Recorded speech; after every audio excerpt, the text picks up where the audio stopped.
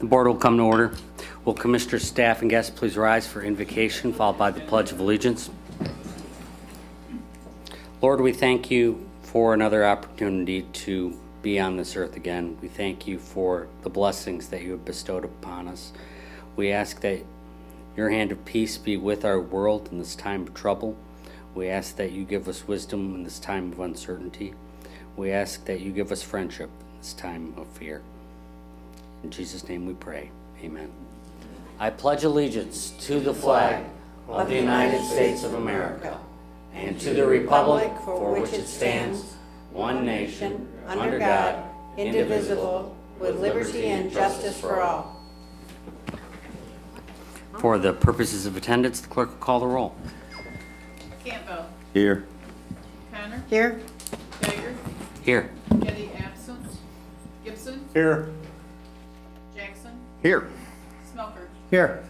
Thank you, Madam Clerk. Approval of written agenda. At this time, any member of the public may ask for an item to be removed from consent agenda and placed under items for consideration.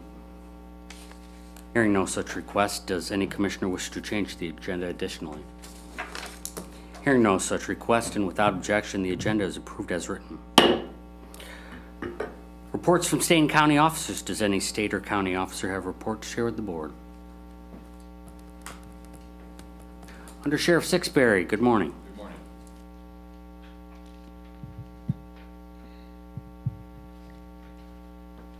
June 2022 stats, Berry County Law Enforcement lodged 694 complaints.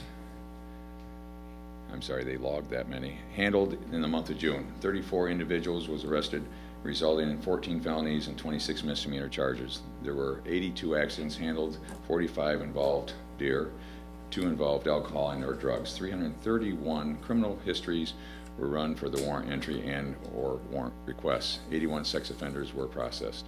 41 home checks were conducted for the Berry County Specialty Courts. 330 pistol licenses were processed. Incidents handled from 2022 from 2017 was 695 in 2022 was 705 in 2017. Accidents 82 in 2022 to 64. Car deer was 45 to 33. Arrests in 2022 was 34 with 14 felony charges, 26 misdemeanors. In 2017, 48 total with 20 felony charges and 35 misdemeanors. Alcohol, drug-related offenses was in 2022 was 4, and 2017 was 7. The corrections staff has booked in and processed 137 persons into the jail for the month of June. Additionally, released 99 persons back into the community. The daily average inmate population was 47. Staff has transported 18 inmates and to and from various locations to include court, medical facilities, and other counties. In addition, have administered 61 weekend drug screen probationers and have fingerprinted 92 persons in the front counter. Kitchen staff has prepared and served 4,484 meals, and our inmate population, the cost is $2.24 per meal at this time.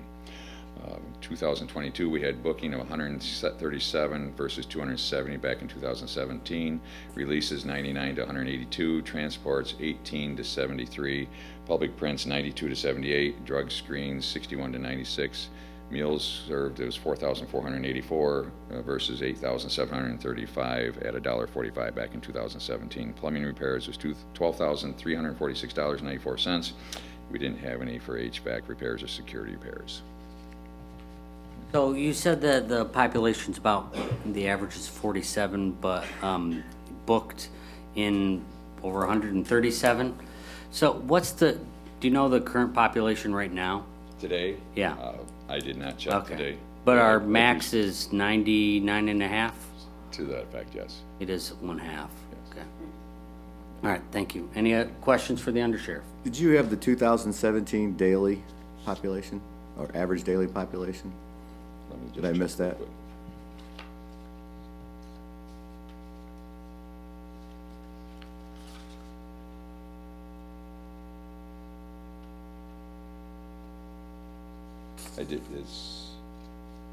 It is not on here, no. Okay.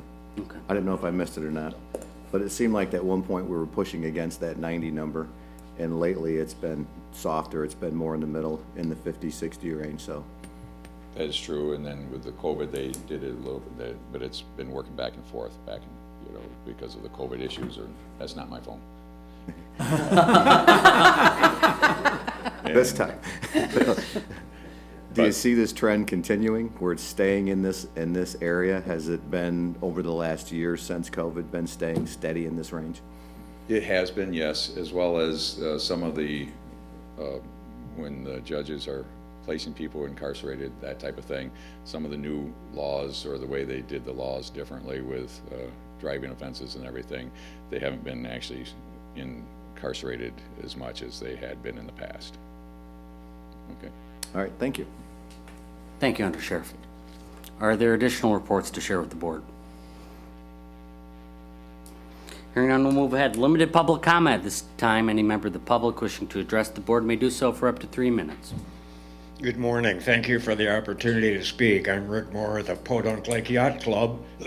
I wish to remind members and guests to speak into the microphone or use your outdoor voice so we can all hear you, because there's valuable information being shared here, and it's hard to hear you in person, and I understand almost impossible over the internet. So please speak up. You spent time and treasure to come here to share your ideas, and I want to hear what you're saying. So thank you very much.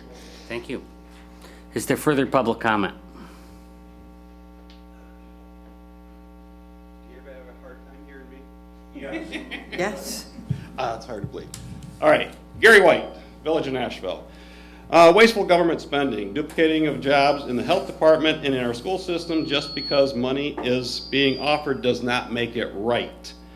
The fact that no school district, not one, start my time. Oh, where am I at now?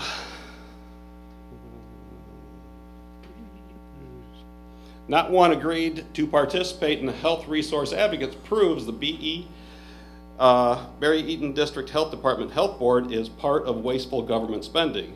The correct process would be to verify how many would participate, if any, in a program the department wanted to offer. At the Maple Grove Township board meeting, Commissioner Campbell gave his county report, which did not include the health department. I then went and explained the 7-person increase, and only then is when Bruce wanted to defend the decision. I, at that meeting, then learned that schools could opt out. Well, shouldn't you know how many schools are going to be opting in before you hire 7 people? The taxpayer, he also said the taxpayer money would be used, someone else would take it. So that's the reason they took it. Just because money is there doesn't make it a good opportunity for it's taxpayer money. It's just unbelievable. In fact, the need was not there. It is a direct competition with a Barry County Senior Center named Thornapple Manor, and soon to be opened Harvest Point Senior Center for healthcare workers. Healthcare workers are needed in Barry County, they're needed in the state of Michigan, they're needed across the country. Why did we create, and this was brought up at the township meeting by a trustee, why are we creating the competition? Why did we create seven government positions for healthcare workers that are needed here in Barry County? And then at the GOP meeting, Ben did state that the workers would be housed over in Eaton County, which was just remodeled with joint funds from the health department. I'm just sitting there. This just gets worse by the second. There is a shortage of healthcare workers in Barry County, Michigan, and the county. So why was it done? It's not too late to correct this mistake, as it does not take effect until August. And the board meets Friday. The first step, recognizing the duplication of jobs in the health department, the duplication of jobs in the school system, because school systems have their health resource advocates. They took money. And the competition to our senior centers here in Barry County. We should not be competing with Barry Eaton Health Department against our county jobs. And they could rescind it this Friday before these jobs go into effect. The sooner we separate from Eaton County and structure a health department for Barry County, the better we'll be. Our job as commissioners and as residents of Barry County is to represent the people of Berry County, not Eaton County. Thank Thank you. you. I'll talk about that email response in a minute. Is there further public comment? Hearing none, we'll move ahead. Consent items, Commissioner. I apologize. I'm way too short for this. My name is Patty Harnden, and I live on Pleasant Lake. The County Board of Commissioners recently passed a resolution to establish a legal lake level for Pleasant and Mud Lake. Included in that resolution is a $35,000 line item for construction, operating, repairs, and maintenance. The board also passed similar resolutions for Cloverdale, Wilkinson, Jones, and Mud Lake, and for Long Lake. There are no construction, operating, repair, or maintenance costs for those lakes. I think I know why, because they want to repair the weir on Pleasant Lake. Now, when the Watson Drain was established, all that area, I just moved here, okay, less than a year ago. So I don't know a lot of the history. Now, when Watson Drain was established, apparently it included the whole swath of area, including all of these lakes, so that the cost could be shared by everyone. Now, I'm wondering why, when these legal lakes levels were established, each lake is done separately. So now Pleasant Lake, and they're all to help and aid Crooked. Pleasant Lake doesn't need a lake level. We have no problems there. This lake level is being established in all these lakes to aid Crooked Lake. So why does Pleasant Lake have to establish a lake level and install this weir to aid Crooked Lake, and why do we have to bear the cost? Why isn't the entire area being established again like they did with Watson Lake so everyone can share the cost? The Wilkinson, Cloverdale, all of that, they're paying $21 or $91. The other one is paying $113. We are paying $639. Crooked is paying $0, and it's all to aid them. It seems to be there's an inequity here. We don't need it. Crooked needs it. They're paying $0. It doesn't seem fair to me, and I would like to know if the $35,000 is for that. It doesn't even say in the resolution what it's going to be used for. It would be nice if we were told some of these things before we're being assessed, what the money's going to be used for. You're assessing us without even letting us know what the money's going to be used for. And it appears as though the drain commissioner, once the lake level is established, gets carte blanche to do whatever he likes. Also, I'm concerned if we have several years of drought, what does he have the power to do? All right, that's 3 minutes, ma'am. We'll work to get you your answers by the end of this meeting. Pardon me? That's 3 minutes. Your 3 minutes is up. Okay. But there's a second public comment period later in the meeting. Okay. Can I get answers? We will work to get that. Commissioner Connor and Commissioner Jackson? Yep. Okay. Thank you. Is there further public comment?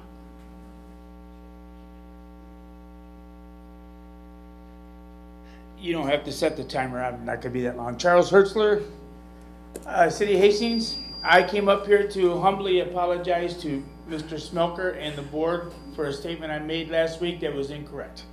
When I said that you were asking for a $50 million millage for the jail, I misspoke. I was wrong, and I wanted to apologize to everybody and the public for making that incorrect statement.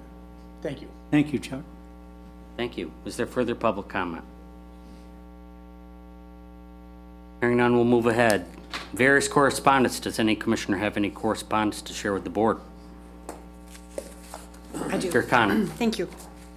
This went to all of the commissioners, but I would just like to read it. Good evening. This is from Ted DeVries of Prairieville Township. He's a trustee there. Good evening. I would just like to say I think this is a great idea, and he's talking about the board rule changes regarding commissioner comment period. There is no pressure to say anything and no back and forth with a question-answer session. It just allows you to respond to some questions asked. I do this at our township meeting if someone asks a question during public comment that I might have an answer to, or I'm able to clarify something for them. I believe that they really appreciate that, as after the meeting they always thank me. It also shows you really are listening to the public comments. Also, I hope you all got to see that great article in the Reminder, it would have been 2 weekends ago, regarding Prairieville Township, Berry Township, and Life Care using Safety Net. Hope you all had a great 4th of July holiday. Thank you, Ted DeVries, Prairieville Township trustee. Thank you. Is there additional correspondence to share? Hearing on consent items, Vice Chair Connor. Thank you.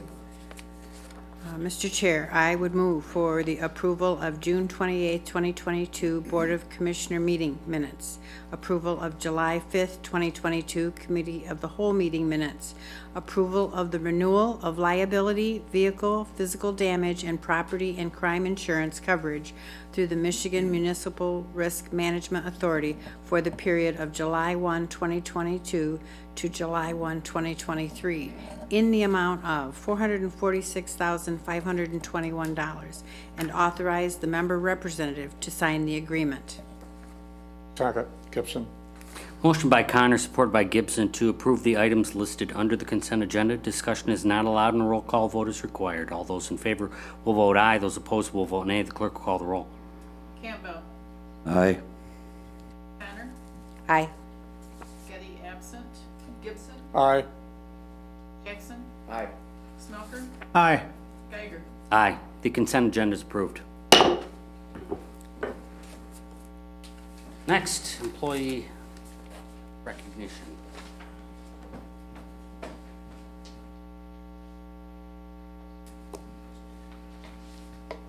A few times during the year, we celebrate our employees that have been here a significant amount of time. This year we have, or today we have 5 individuals. First is Matthew Ward. Come on up, Matt. Matt is celebrating his 5th anniversary here at Berry County. Simply said, Matthew Ward keeps Berry County working. From our network to our website to our emergency communications, Berry County depends on the diligence of this man. Do not tick this man off. You can shut down your email and your computer.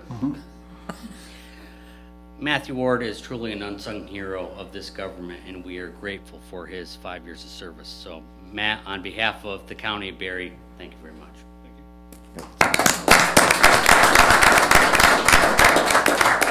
Next, Deputy Rose O'Grady.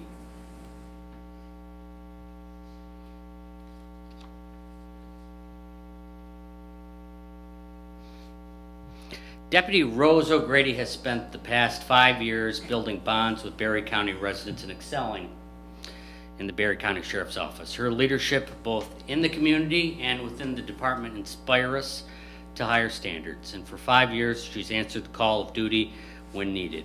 And for this, we are grateful. So, Deputy, on behalf of the County of Berry, thank you very much. Thank you.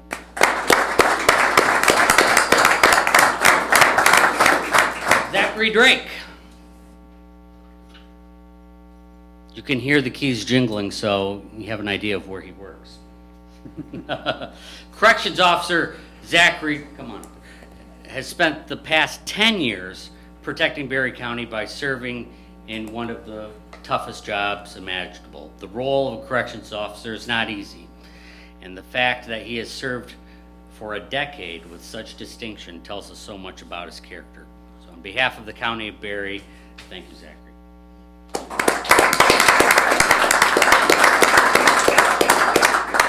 Next, Rick Bump.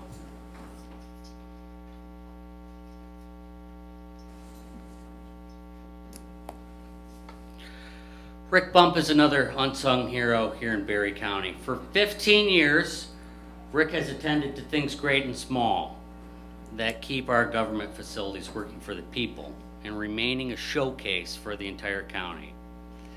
This building would be run down in image and in heart if not for Rick Bump's expertise and friendliness. On behalf of the County of Barry, Rick, thank you very much.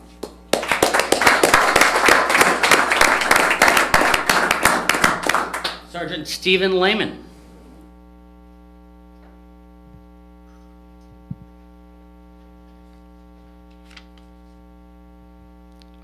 Sergeant Stephen Lehman is celebrating 20 years of service with Barry County. For 2 decades, he has answered every call, traveled every road in Barry County, right? Twice. Been awakened at every hour and attended to every problem we civilians can imagine. And here he stands after 20 years still answering the call and leading the department through his character and his resolve. On behalf of the County of Barry, thank you, Sergeant. That concludes our today's recognition. If we could have the honorees, we'll take a break so our media can take a photo. So without objection, we'll stand in recess for 7 minutes.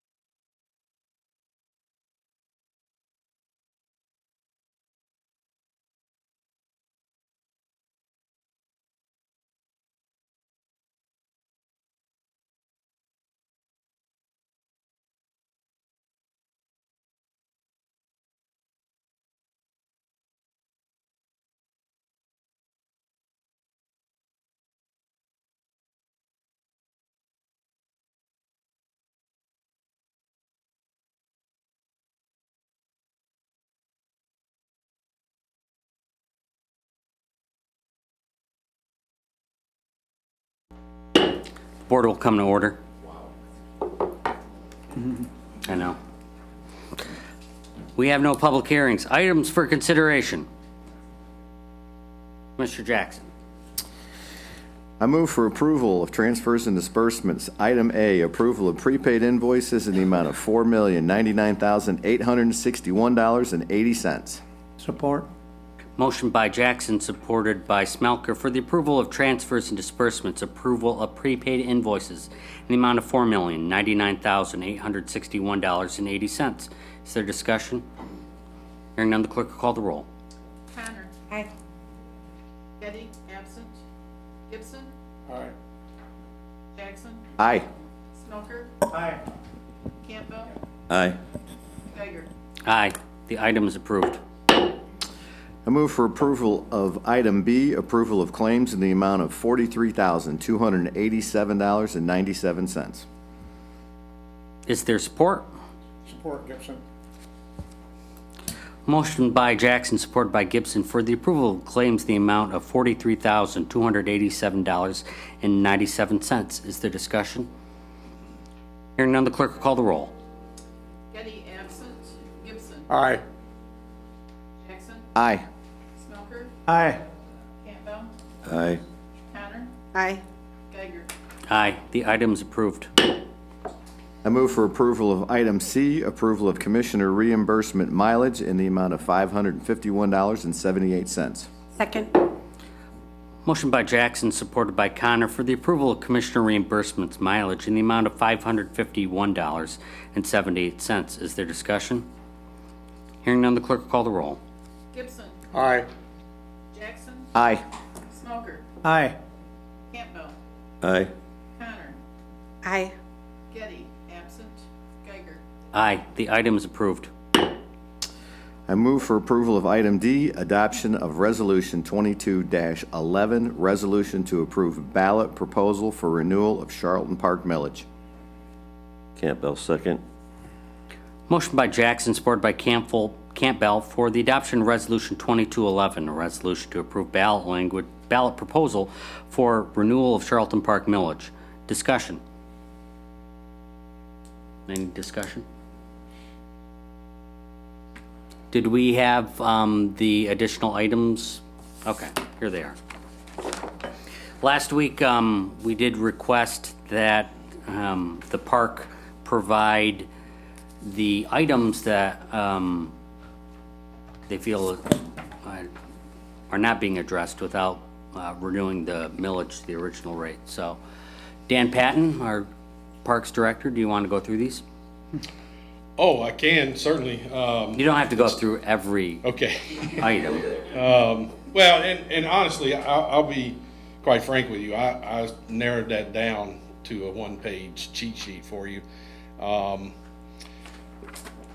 You know, the challenge becomes many of the items on the list. You know, we can start with the very first one, and that's meeting ADA compliance regulations. We're light years behind meeting those requirements. We do a little bit each year, making headway there, but ultimately we know we've got some challenges. You know, asphalt, concrete. I noticed there are a couple contractors around in the room. They can tell you all tremendously expensive, all things that need to be done. And when I say I pared it down, you know, we have a very detailed, oriented maintenance plan in place, and it's not just one that we've created. We've had assessments done both by the state and different consultants over the years that have helped put that together. But ultimately, the list is much larger than what we can afford to do each year, so we try to plug away as we can. And it's pick and choose, I'll be honest.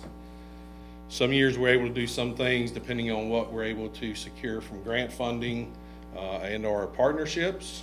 And this year, as an example, we got a grant to do the exterior of the Hastings Mutual Building, or where the clock sets, the old Hastings City Bank clock, that building. We'll be doing repairs and painting on that exterior. That doesn't happen this year without the grant. So the, the millage dollars really go toward helping us with our partnerships, helping us with our grants, and securing additional funding in other places. So, yeah. Questions or comments?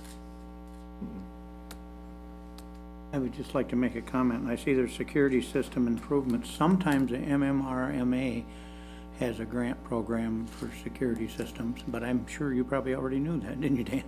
Yes, sir. Actually, our current system was funded by an MMRMA grant. So, yes. Yep. The artifacts collection storage facility, we don't have a facility currently, and this would create one, or That would is we correct. renovate space? This would create a new space. We have everything kind of stored among multiple buildings, tucked away in every nook and cranny that we can. But ultimately, we realize that as our collection moves forward into the future, we're going to need something. Now, we do anticipate trying to do that probably through some type of grant system. But as you folks all know, sitting up here, most all the grants we apply for do require matching dollars.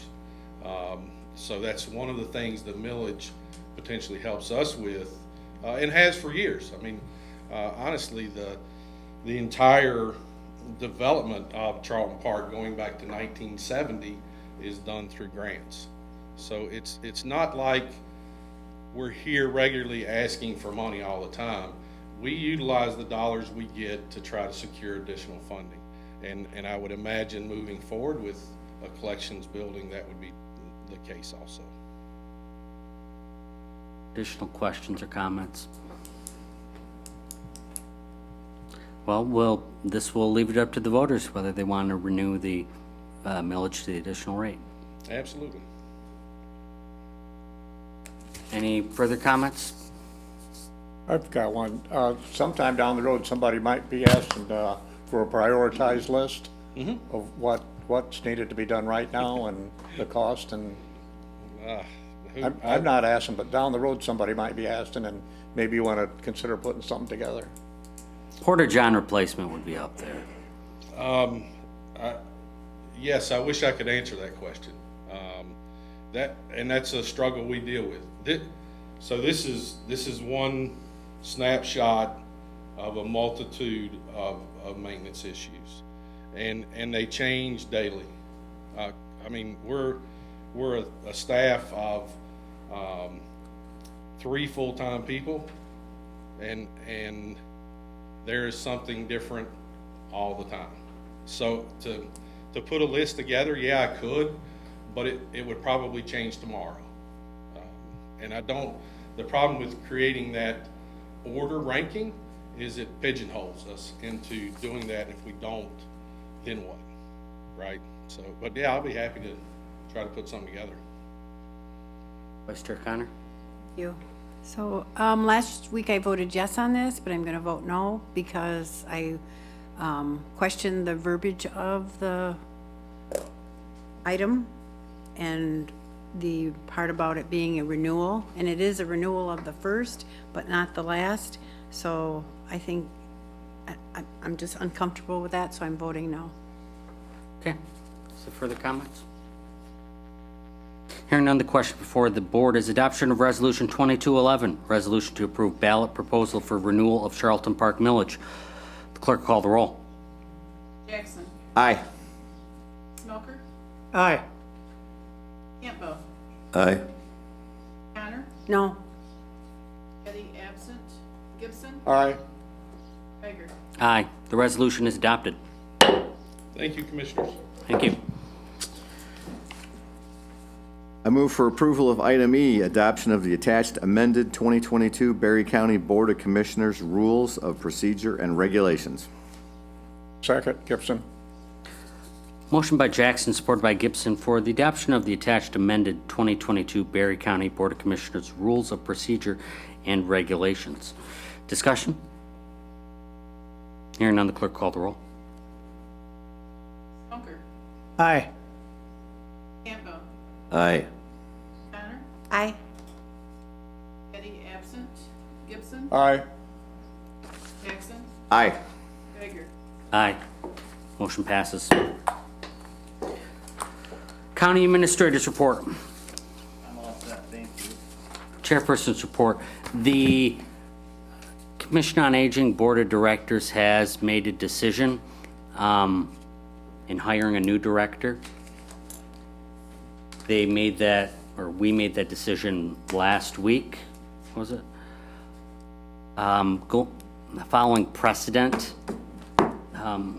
in hiring directors from this board, I decided to follow what practice was and send it to the cow. So on Tuesday, we will be acting on approving the recommendation to hire the COA director. Vice Chairperson's Report. Thank you. Since the last meeting, the Board of Public Works, we've made the 6th and 7th payments on the Middleville Sewer Project, expansion project. Solid Waste Oversight, we've received 1 mini grant application.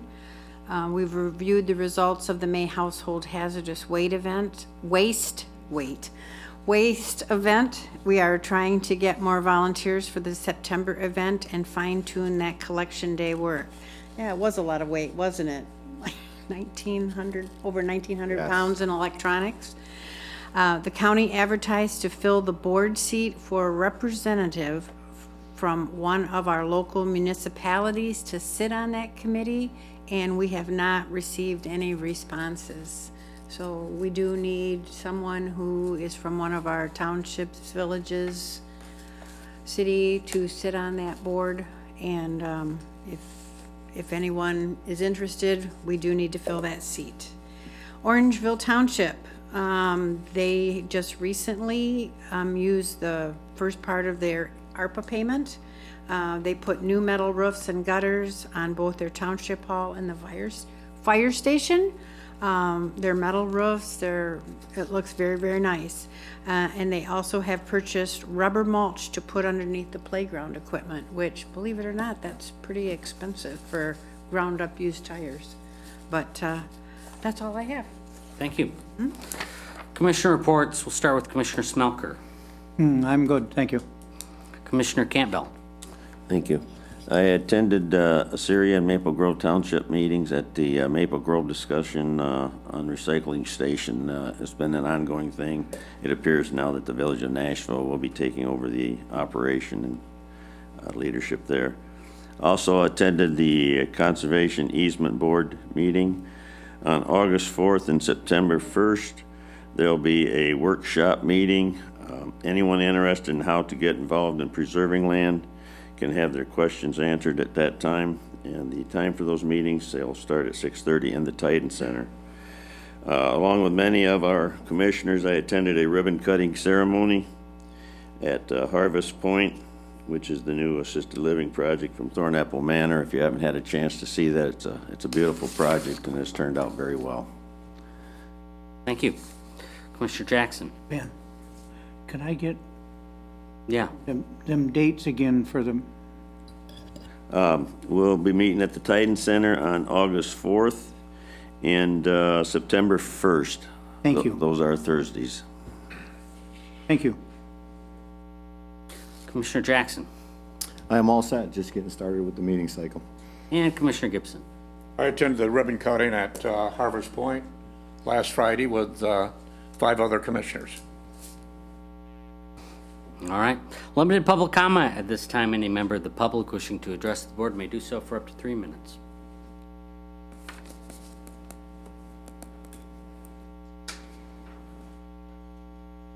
I'm back again.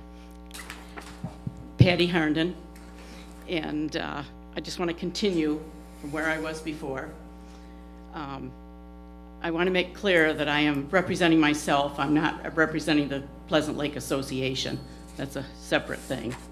But we have been collecting signatures on a petition to stop this legal lake level. And I would like to make you aware that in one weekend, we did get 35 signatures to stop this resolution or whatever, if there are 123 residents on the lake, and in one weekend we got 35. Now, Pleasant Lake is a lake that has mostly, well, half of them probably at least, and I don't know, I'm guessing, but having lived there, I am a full-time resident. Over half the residents are probably half full, part-time residents. It's a summer cottage for them. So being able to get 35 in one weekend is, I think, quite an accomplishment. Pleasant Lake does not want a legal lake level. We do not want to pay, we do not want to be the sole lake to pay for Crooked Lake's problems. Now, I understand that, and I don't know how this works, this is the first government meeting I've attended, but I understand that whoever someone here made the motion to initiate this, and I understand that whoever did can withdraw that and make it disappear, essentially. So I'm appealing to whoever did to withdraw that, and however you work, make it disappear, because the people of Pleasant Lake do not want this. So maybe you could tell me who did it, who made the motion, if that's what it was, a motion, or however you operate. And then put that in motion so that we can avoid the legal aspect of this and eliminate this, I guess. That's what I'm saying. Thank you. Thank you. Is there further public comment?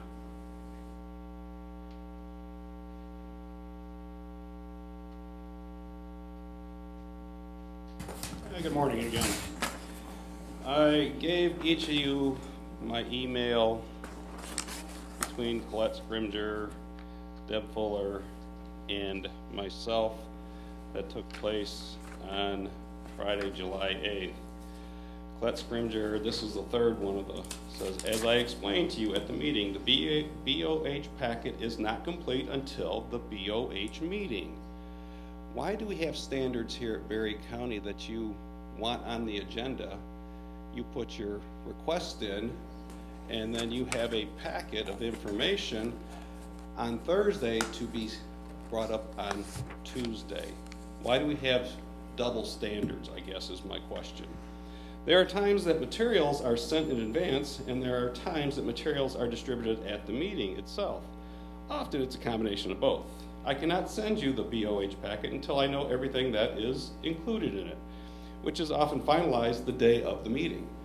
So then if you look at this, do we have a director that has a monthly meeting the third Friday of the month that can't get a packet around for commissioners to review before the meeting?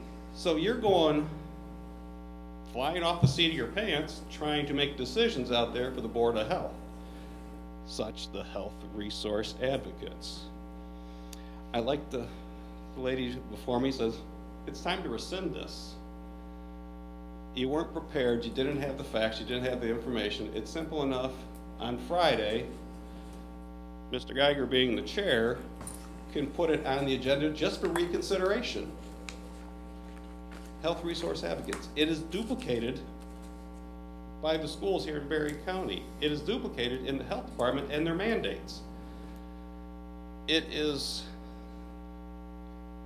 just duplicated all over the place. It's not, oh, there's money there, let's grab it and spend it, let's create 7 new government positions that you have no job for. That is the biggest problem. There's no real job there for them because the schools haven't opted in, but they can opt out. Why did we do this is the bigger question.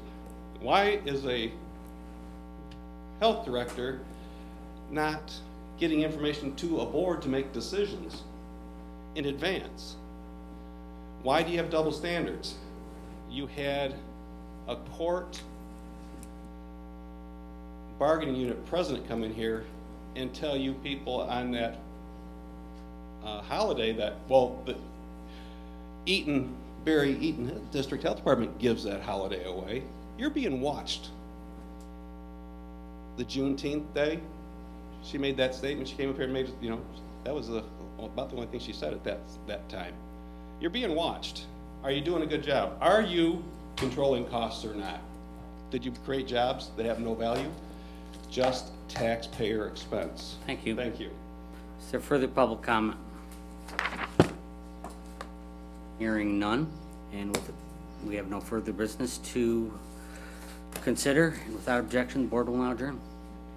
Board is adjourned.